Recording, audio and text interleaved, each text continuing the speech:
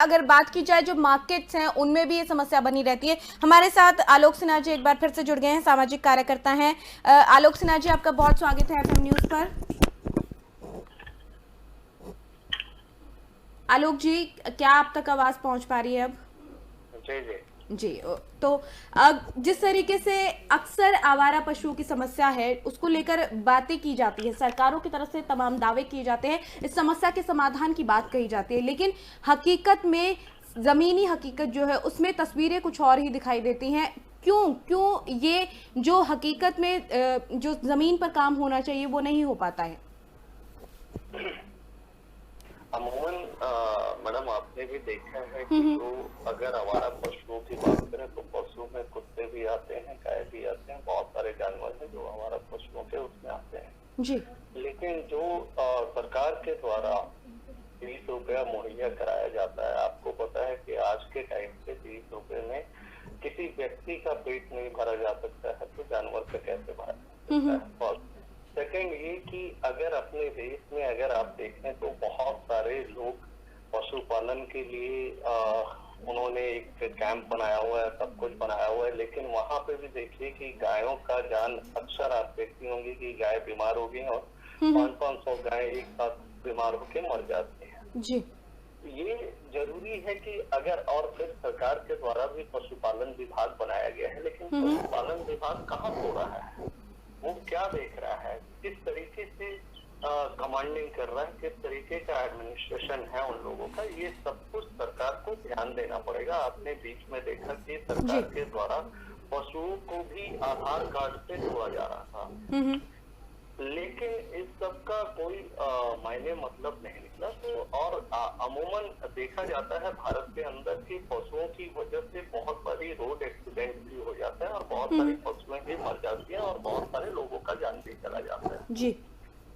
और इस सर्दी के मौसम में हमने देखा है अक्सर रोड पे पशुएं घूम रही होती हैं, कूड़े में से बीन बीन के कुछ खा रही होती हैं, और अगर हमें पशुओं को बचाना है या कुछ भी करना है तो सरकार को एक मतलब पशुओं को लेकर कानून बनानी होगी, एक नियम बनाना होगा कि ये आवारा पशुएं आ कहाँ पे रहे। जी।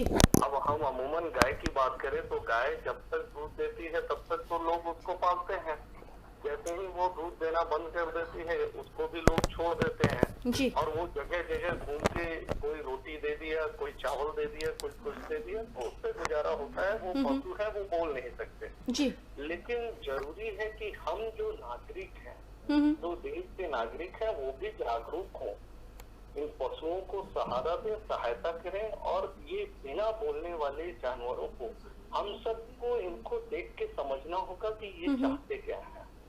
तो ये घर से बेघर हो रहे हैं, उस पे भी सरकार एक कानून बनाए और उसको भी लागू करे कि अगर पशुएं जब तक इनके फायदे में है तब तक तो ये सभी पालन पोषण करते हैं, उसके बाद क्यों नहीं जी। उसके बाद क्यों आवारा छोड़ दिया जाता है। आप सोचे, आप खुद दिखा रहे हैं कि उत्तर प्रदेश के अंदर 11.84 लाख मवेशी जो है वो आवारा पशुओं की तरह घूम रहे हैं। आखिर ये आए कहाँ से, ऐसा हुआ कैसे?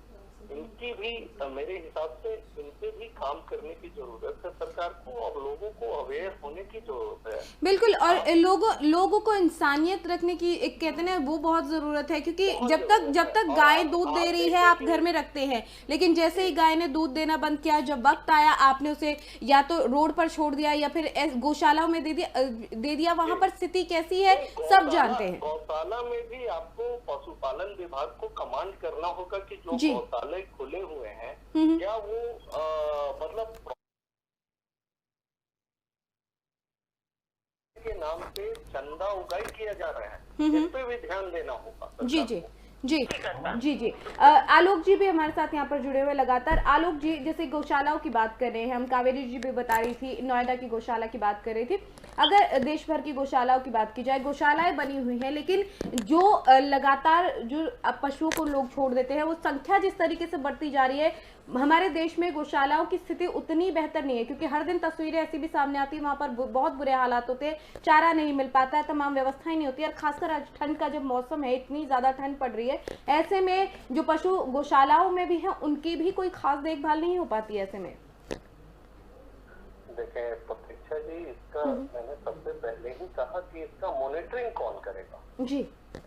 तो इसका मॉनिटरिंग कहीं ना कहीं सरकार को करनी पड़ेगी, जो पशुपालन विभाग है उसको करना पड़ेगा। और सबसे बड़ी चीज कि अगर हम गाय की बात करें तो गाय इस देश में एक गाय माता के रूप में पूजी जाती है।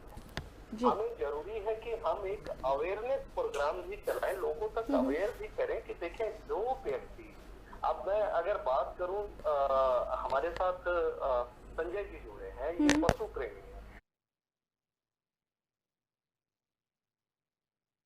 वो अपने परिवार से प्यार करेगा। बिल्कुल बिल्कुल। व्यक्ति पशु से प्यार नहीं करता है, आप समझे कि वो अपने परिवार से कभी प्यार नहीं कर सकता। क्योंकि सबसे बड़ी चीज है कि जब हम बिना बोलने वाले, इन्होंने एक बड़ी अच्छी बात कही कि आपने खाना खिलाया कि नहीं खिलाया। अगर मैं अभी कह दूं कि मैंने 1000 गाय को खाना खिलाया, अब वो गाय थोड़ी आके कह रही है कि हमने खाना खिलाया कि नहीं खिलाया। ये बहुत अच्छा बात इन्होंने कहा। तो जरूरी है कि हम प्रेमी जो है, हम देश प्रेमी बने। हम लोग क्या कहाँ पे चुप कर जा रहे हैं। हम अगर अपने नॉर्मल जो हम समाज के लोग हैं जी, हम बढ़ चुके हैं, जाति में, देश में, भेद में, भाव में, सब चीज में बढ़ चुके हैं। हम प्रेम किससे करते हैं? हम नेताजी से प्रेम करते हैं, हम नेताओं से प्रेम करते हैं, हम सामाजिक, आप सोचिए जो सामाजिक व्यक्ति है, जो समाज के लिए कुछ कर रहा है, मैं कहता हूँ संजय जी को कितना सपोर्ट मिल रहा है पशु प्रेमी के लिए। आपने इनको वो दिया, कितना इनको सपोर्ट मिल रहा है। लेकिन अगर मैं एक विधानसभा का पार्षद, सॉरी एक वार्ड का पार्षद हूँ, तो उस कंडीशन में देखिए मुझे लोग फंडिंग भी करेंगे और मेरे साथ जुड़ के काम भी करेंगे। जरूरी है बदलाव की। बदलाव कैसी हो? तो अब समाज में जो जी, समाज में बदलाव की बहुत ज्यादा जरूरत है, लोगों की सोच में बदलाव की बहुत ज्यादा जरूरत है।